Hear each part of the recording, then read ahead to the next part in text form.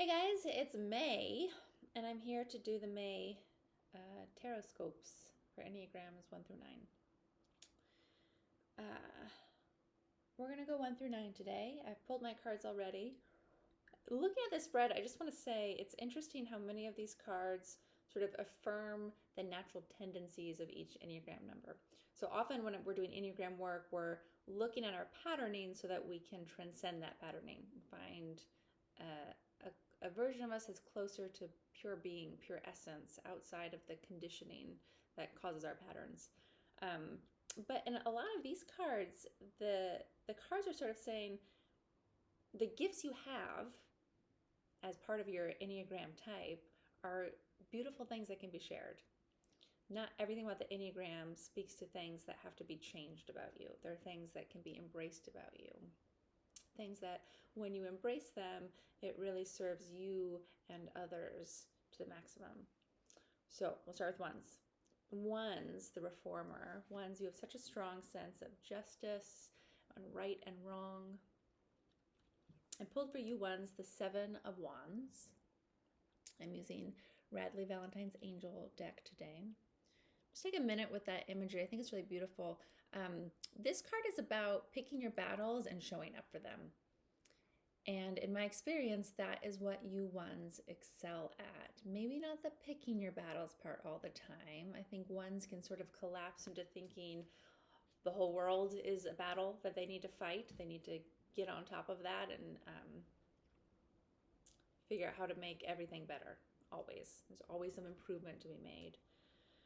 But in this card, ones, it's affirming this tendency you have to step up to the plate when you see that something needs defending, something needs changing, something needs to be fought for. So ones, I'm going to ask you to consider what it is you want to fight for and how you want to show up in that battle. When I feel into this card, I really want to tell you to play the long game. Because if you use all your resources and energy at once, you're going to get burnt out. I see a lot of ones get really burnt out. So think about those battles, show up for them, and figure out how you can do that in a way that still lets you feel energized and nourished and a part of the communities that are meaningful to you. Twos, I pulled the Queen of Cups, Queen of Water.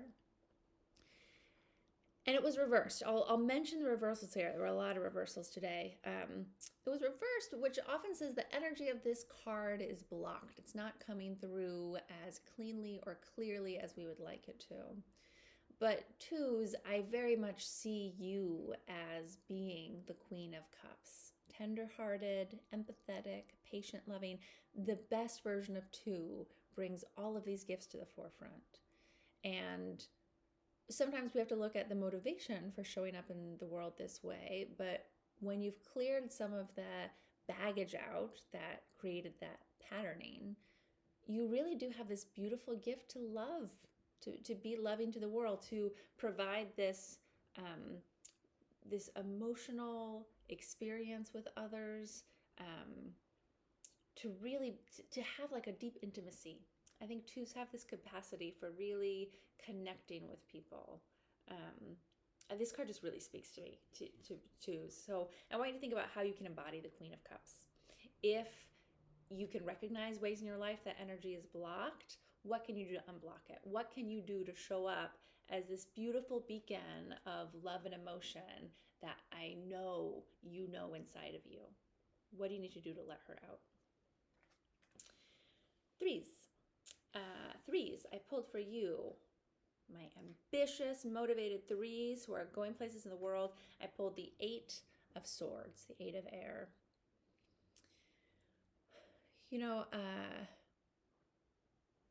this card often shows up when we feel trapped or stuck or impotent, and really we're not. It's like we're forgetting how much power we have. We're forgetting our own resilience and resourcefulness. And threes, you are definitely resilient and resourceful, right? That's one of your gifts, is your ability to push through, make things happen, see the potential and pursue it. And so threes, I want you to ask yourself if there's anywhere in life that you feel stuck, you feel like you can't break through, you feel like a victim. You know what? This is it. Where in your life, threes, do you feel like a victim and you can't make things happen? And if you look closer at that, is it true? What if it's not true? If it's not true, if you are confident and capable and you have everything you need to succeed, what would you do differently? How would you proceed if you didn't feel like you were trapped in a position you couldn't get out of? This also, again, it's your superpower, threes, making things happen. Think about what you would like to make happen and really question whatever blocks to that you've convinced yourself are in the way. Fours.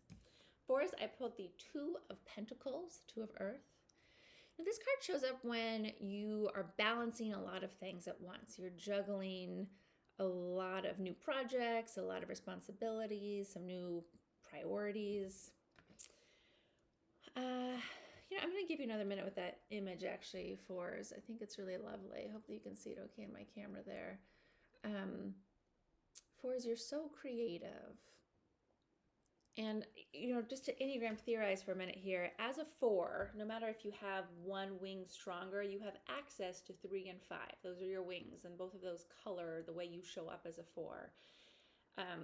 The 3 wing brings a lot of that ambition into your life. There's a lot you want to do. There's a lot of creative projects you want to take on.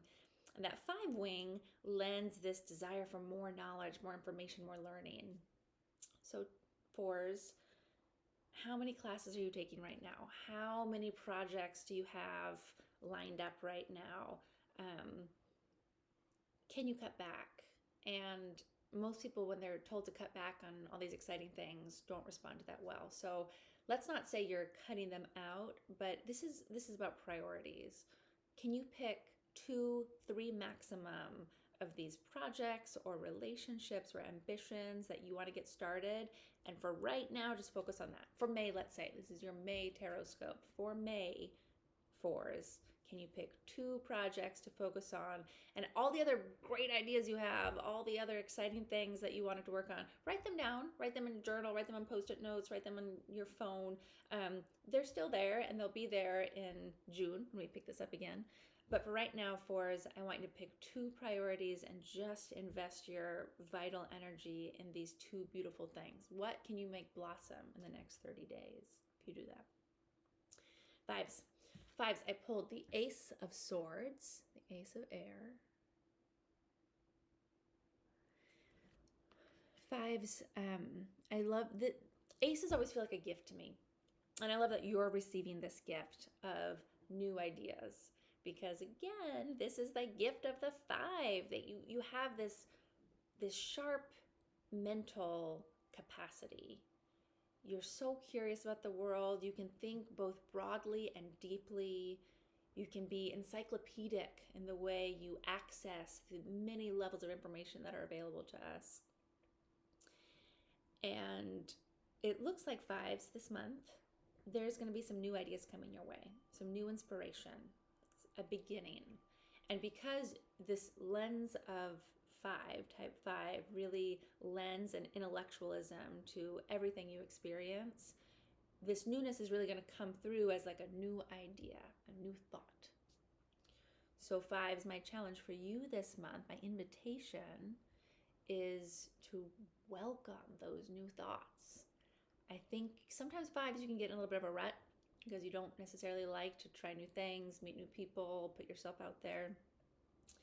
And this card isn't asking you to challenge that energy. It's just asking you to be really open to a new idea, a new way of doing things. Maybe it's a new curiosity. Maybe this is a new class you take or a new subject matter that you dive into. This card is less about taking action, making a plan, putting things into motion, and more just taking this new idea in. In the healing world, I think really taking a new idea in is the ultimate healing.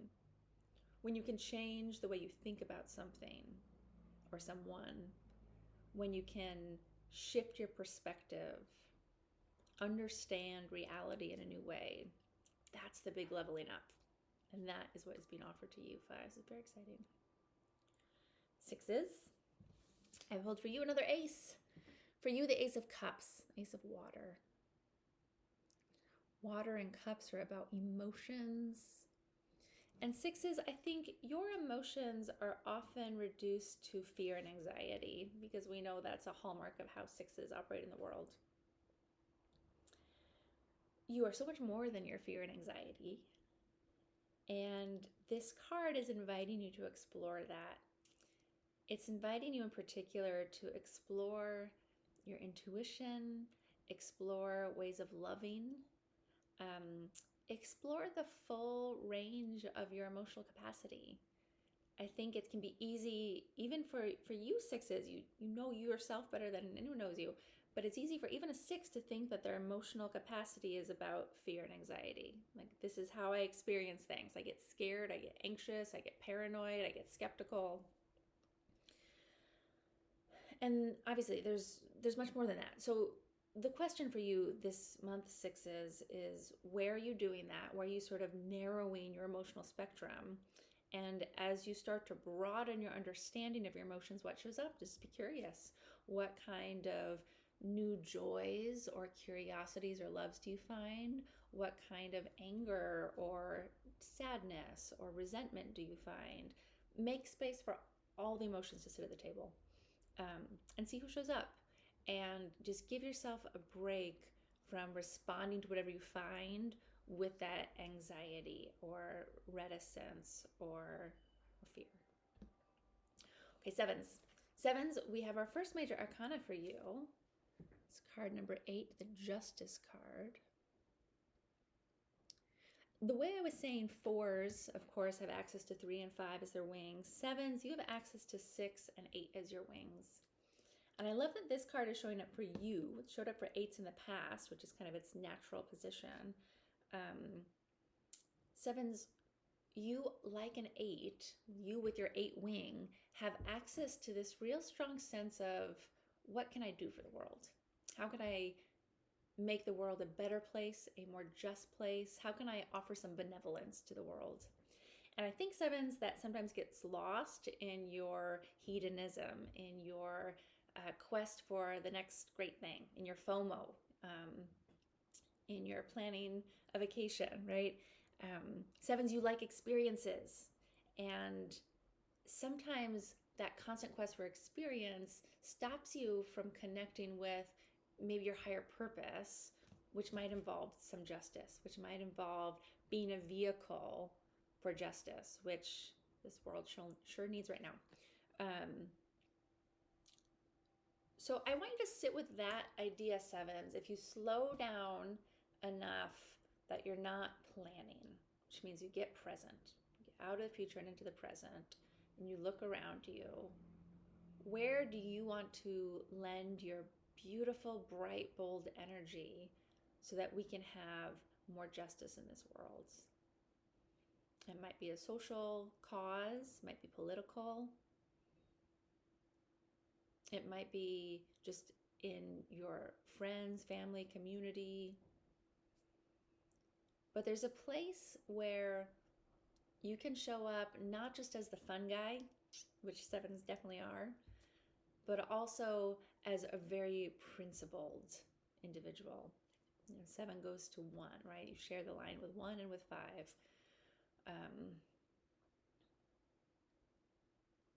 And people say 7s go to 1 in stress. I like to think that both of those lines are energies that are available to you, and if you can access the higher parts of them, that's a blessing regardless. So can you access those beautiful parts of 1, righteousness, standing up for a good cause, the beautiful aspects of 5, thinking clearly, deeply, broadly, and then your wings of 6 and 8, where do you get that sense of justice, loyalty? That's a lot, sevens. I hope that was clear. I think I meandered a little bit there, but the quest is really to get present, see what needs doing so that the world becomes more just, and then start to do that. 8s. Eights, the Ten of Swords. A lot of eights in my life are kind of going through a lot right now. And this card speaks to that. The Ten of Swords often shows up near an ending, shows up when we feel kind of defeated, pinned down, when the thoughts have turned against us, or even the people around us have turned against us, betrayed us. I like interpreting 10 with this idea of something's closing, that there's an end to this cycle that you've been experiencing. It's a hard card, eights. And I guess that's the first thing I want to tell you. I'm sorry it's hard. It's going to get better. No pain, no suffering is eternal. No block is unending. And so whatever you're going through, eights, go through it, learn your lesson, and get ready for the next step. And especially as you learn this lesson, notice how your own cruel thoughts towards yourself and any limitations you have connecting with others, really being vulnerable and showing up so that you have the support and loyalty of other people. Notice those things, your own cruel thoughts, and the way maybe you haven't been able to build the community you need to have support in this hard time. And how would you like to build that community so that when the hard time comes around again, it's not quite as painful as whatever it is you're experiencing right now. Nines get my other major arcana, which is the moon. The moon is the shadow work card. I love the moon, and I love the invitation of the moon. For you nines, I'm really going to ask you to do the Enneagram work of digging into your childhood and seeing how your caretakers, your family, your teachers encouraged you or kind of set the stage for you to become the peacemaker, to become the mediator, to become an individual for whom harmony was more important than getting your needs met. And as you do that work, see what you can let go.